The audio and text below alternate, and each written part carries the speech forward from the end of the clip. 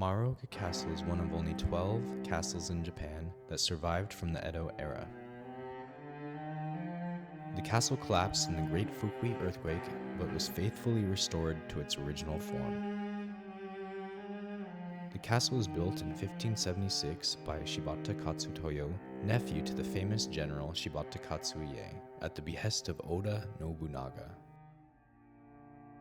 Maruoka Castle is a famous example of Hitobashira, or human pillar. It was believed that a human sacrifice within the walls or nearby would appease the gods and strengthen the castle. The legend goes that a woman named O-shizu had made a deal that she would sacrifice herself if her son was to be made a samurai. Unfortunately, the deal was never honored, and it is said her ghost can still be heard weeping at night and walking the castle grounds.